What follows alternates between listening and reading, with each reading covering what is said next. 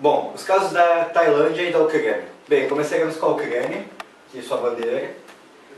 Bom, no final do ano passado e início desse ano ocorreram algumas eleições na Ucrânia, na parte da Crimeia, onde 95% da população decidiu que queria a independência da Ucrânia e se juntar à mãe Rússia.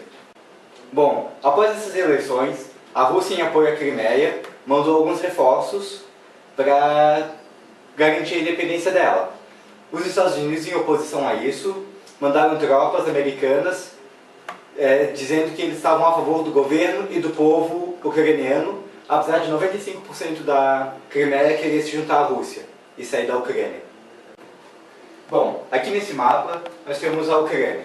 Ela fica um pouco abaixo da Rússia, e esse pequeno quadrado aqui é a Crimeia, que é a parte que quer se ver independente dela. Ela seria mais ou menos uma Hong Kong na Ucrânia, só que Hong Kong é apenas uma cidade na China, enquanto a Crimeia é um estado. Bom, como o resto do mundo se posicionou além dos Estados Unidos? O grupo G8, que é formado pelos 7 países mais industrializados do mundo, mais a Rússia, declarou que se a Rússia não tirasse suas tropas da Ucrânia, eles iriam cortar ela do grupo. Em resposta a isso, o presidente da Rússia, Vladimir Putin, disse que não se importa em sair do G8, contanto que a Crimeia se torne território russo. E como o Brasil se pronuncia em relação a esse caso? Bom, o Brasil faz parte do BRICS, junto com a Rússia, a Índia, a China e a África do Sul, e eles pronunciaram na ONU, dizendo que queriam que a ONU levasse esse tema da Crimeia a debate, por causa que a Crimeia quer a sua libertação da Ucrânia. Então é um tema bom para ser debatido na ONU. Bom, e como tudo isso finalizou?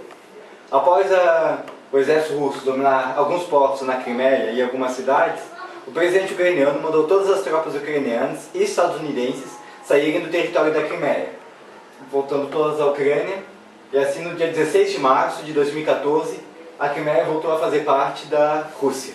Bom, a China se manifestou a favor da força russa na Crimeia, o que para algumas pessoas acabaram dizendo que poderia gerar uma terceira guerra mundial. Mas acabou não ocorrendo, pois no dia 16 de março, o presidente da Ucrânia disse para todas as tropas que estavam na Crimeia saírem e retornarem à Ucrânia. Após isso, a Rússia anexou a Crimeia em seu território. Após quase 10 dias, o chanceler russo Sergei Lavrov se reuniu com um diplomata de relações exteriores da Ucrânia. O encontro foi realizado no dia 24 de março e mais informações sobre o que foi discutido não foi revelado à imprensa. No caso da Tailândia, estão havendo muitas revoltas, protestos que fizeram com que a cidade de Bangkok, que é a capital da Tailândia, entrasse em 60 dias em estado de emergência.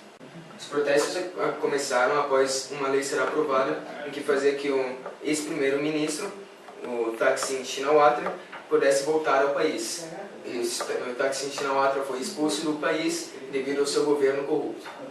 Os protestantes querem acabar com a máquina política, que é dos Shinawatras, que foi a família que já venceu 4 eleições seguidas. Exigem a renúncia da primeira-ministra, pois suspeitam que ela está sendo manipulada pelo ex-primeiro-ministro devido à lei aprovada. Os protestantes são liderados pelo ex-deputado Sertui Tagzuban e as manifestações impactaram na economia do país, como atingiram principalmente o turismo. No dia das eleições, cerca de 6 milhões de eleitores foram impedidos de votar pelos protestantes. Apesar do número parecer alto, 89% das urnas ainda funcionaram direito no país. O maior problema foi na região de Hancock e na região sul do país. A primeira-ministra disse que ao eleitor votar, ele ainda está concordando com o sistema democrático do país.